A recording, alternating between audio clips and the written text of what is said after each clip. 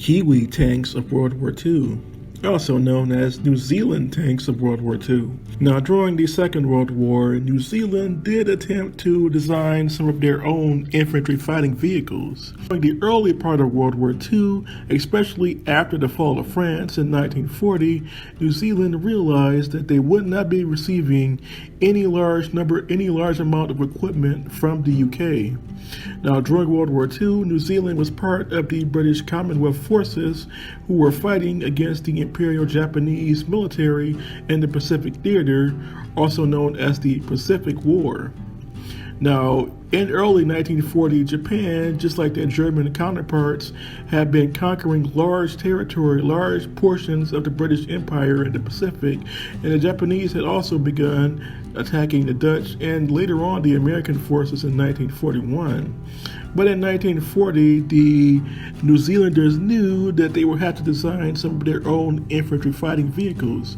So here are some of the tanks that were designed by the New Zealanders during the Second World War. The first tank on this list is the most famous New Zealand tank, the Bob Semple. The Bob Semple tank was an improvised infantry support tank that was designed in 1940.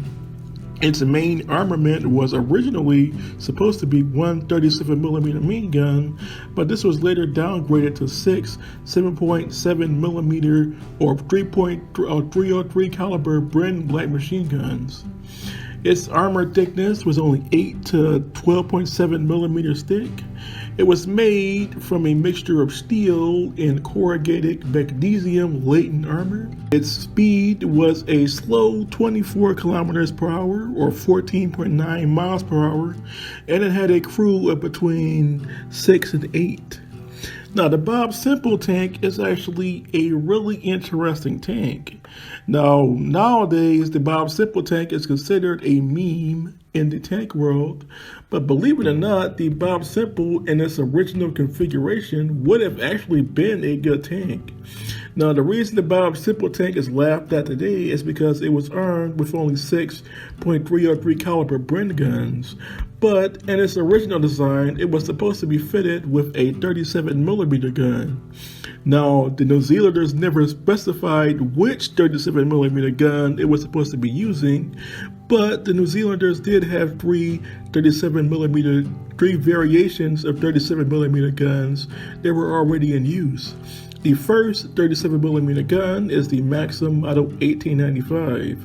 The Model 1895 was a 37mm naval autocannon that was used by the British Empire in the late 19th century. Now, New Zealand had a lot of these weapons in storage. The Model 1895 fired a 37 by 94mm cartridge that had an armor penetration of between 15 and 20 millimeters. This weapon was fed by either a 5 to 15 round belt. It would be fitted with a 15 to 25 round drum magazine. Now, the Maxim autocannon was originally designed to be used against torpedo boats in the late 19th century, but during World War I, it was used as an anti-aircraft weapon / anti-infantry weapon. Now, if the Bob Semple had been armed with this weapon, it would have had a fully automatic gun as its main armament. Now, keep in mind, the most common Japanese tank used in World War II was the Type 95 Hago, and this was armed with a 37mm gun also, but it was a single shot gun. So the Bob Semple with its 37mm Maxim autocannon would have easily been able to defeat a Type 95 Hago.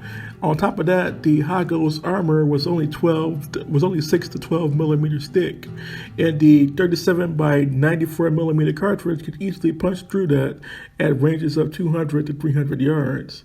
The second gun that was common, the second model of 37mm gun being used by the New Zealanders was the 37mm cow gun, or COW. This was a anti-aircraft / anti-infantry weapon that was designed at the end of World War I in 1918. This weapon fired a 37mm cartridge that had an armor penetration of between 15 and 35 millimeters at a range of 200 to 300 yards. This weapon was also fully automatic. It was fed by a 5-round large stripper clip.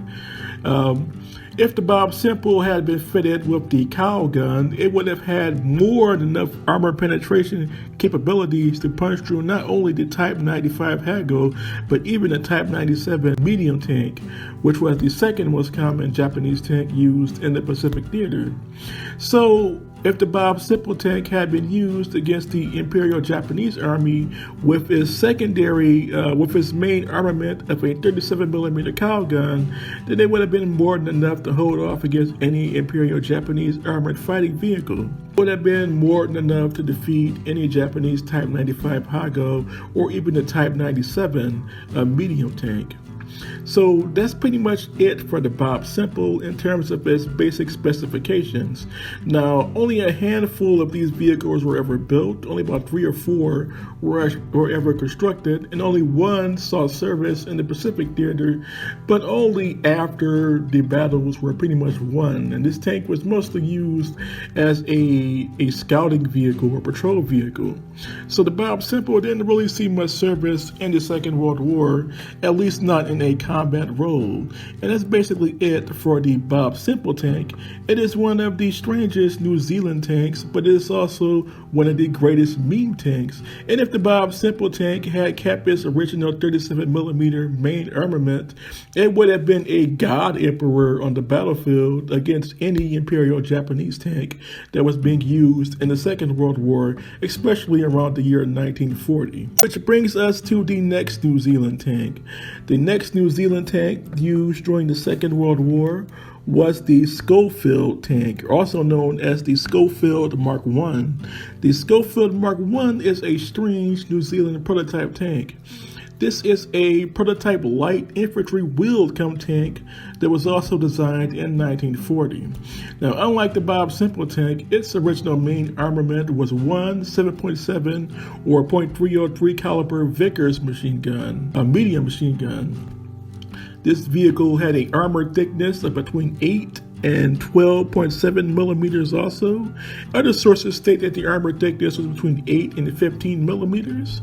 Its speed was 72 kilometers per hour or 45 miles per hour, and it had a crew of between 6 and 8 also.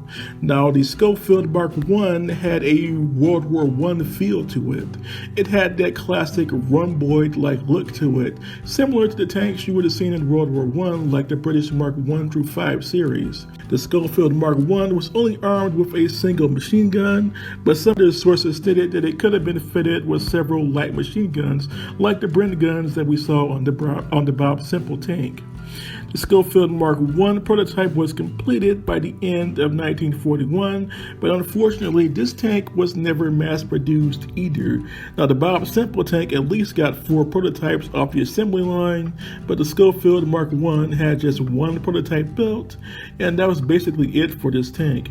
Now, it is a very interesting looking tank, but it also reminds me of the British Matilda I. The British Matilda I was another medium tank, a medium infantry support tank that was designed in 1939-1940 and was actually used during the Battle of France, or during the German invasion of France in 1940. Now, just like that tank, just like this Schofield Mark I, the British Matilda was also armed with a single Vickers machine gun, and that tank did really poorly against the Germans. In fact, the Germans laughed at it when they captured these Matilda I tanks. So I'm assuming the Schofield I pretty much had the same effect to the New Zealanders. The New Zealanders saw the failures of the British Mark I during the Battle of France and probably realized that the Schofield I was not the way to go. So that prototype was pretty much abandoned. In the same year, 1940, the New Zealanders came up with a second version of the Schofield tank, known as the Schofield Mark II. The Mark II was another light infantry support wheeled come tank that was designed between 1940, but there were several other modifications designed between 1941 and 1943, but the original prototype was designed and built in 1940. Now, the Schofield Mark I had a much more powerful armament. It had one 40mm Ordnance QF 2-pounder anti-tank gun, which was the standard anti-tank gun of the British military and the Commonwealth forces in 1940, and throughout the most of the first half of World War II, until the 2-pounder was later replaced with the 57mm 6-pounder, and then later on it was replaced with the 17-pounder gun by 1943. But back to 1940 and back to the Schofield Mark II, its main armament was a 40mm 2-pounder gun, but it also had a secondary armament of one 7.92mm Besa machine gun, which was pretty much the British version of a Czech machine gun. Its armor thickness was between 6 and 10 millimeters, and it also had a speed of 72 kilometers per hour or 45 miles per hour, and it had a crew of 3. Now, when compared to the Schofield Mark I, the Schofield Mark II was a huge improvement. It was very similar to other British tanks that were being used in 1940, for example, the British Matilda II tank, except the Schofield Mark I was a light tank and was lightly armored.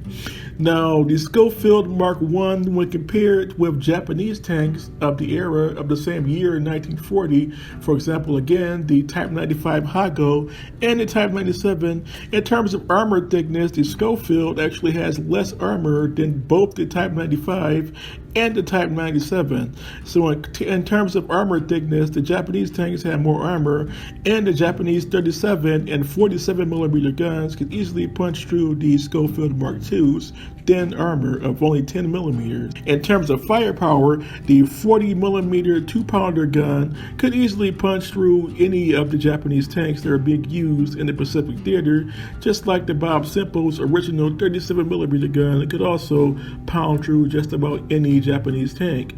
In fact, the 2-pounder gun could punch through between 15 and upwards to 50 millimeters of armor at close range, ranges of about 100 to 300 yards. So this 40mm gun on the Schofield Mark II would have no problems dealing with the Japanese Hago or the Type 97. And that's basically it for these tanks. The New Zealanders only designed 3 tanks before 1941. By 1941, the New Zealanders started receiving weapons from the UK. This mostly consisted of armored cars and trucks. And later in 1942, 1943, the New Zealanders began receiving tanks from the United States, mostly the M3 Grant and later on the M4 Sherman tank, along with several other variations of the Sherman tank. So that was basically it for the New Zealanders. As a result of the materials coming from the British and the UK, the New Zealanders stopped their weapons production during the Second World War. In total, the New Zealanders only designed 3 tanks.